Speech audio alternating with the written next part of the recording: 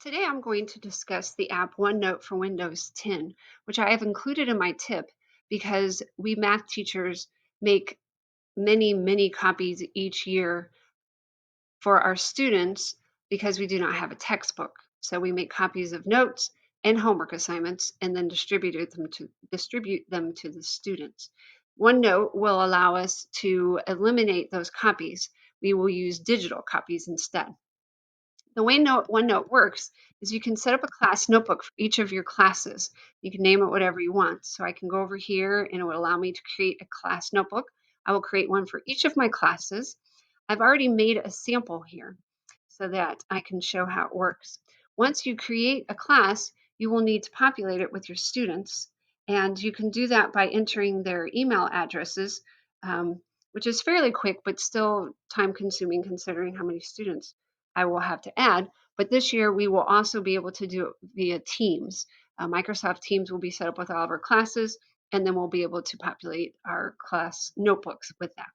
So once I go into my sample notebook here, which I have set up to show, I can see how the class notebook is set up, how it's designed. There are 4 parts to it. The first one is the collaboration space. This is a space where students can share with the teachers and one another because they all have access to being able to edit. Then the next section is the content library. The content library is a editing section only for the teachers. The students can only read it. So this is where I will put my notes for my students that I want to be able to write on for them to all see, but for them to not be able to edit. So if I want to put something in here, it's very simple. I can add a section. I can call it hello. And then within hello, which is like a folder in a filing cabinet, I have now an untitled page.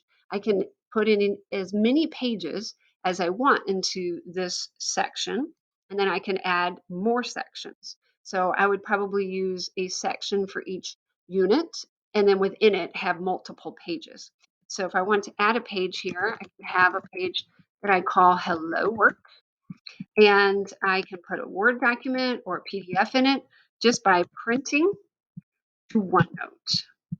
And then I can choose where I want it to go. I want it to go here, and here is that document.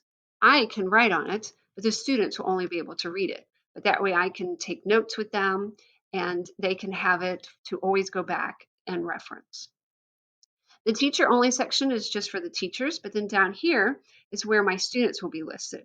I have just one in this sample, but I will have all of my students once I get them set up for my classes, and they'll be alphabetized by first name. So they each have 4 sections to start off, and you can change the names on them. I've given these 4 names, but I could change them if I wanted to. And then I can add new sections.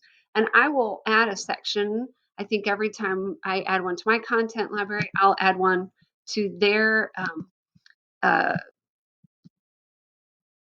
their documents as well, so that they have one to match what I have.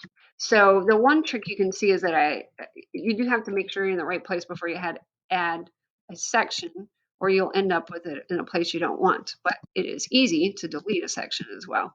So there now in my content library I have hello, and my student has hello. Now the student doesn't get the page that my hello section has unless I share it or distribute it.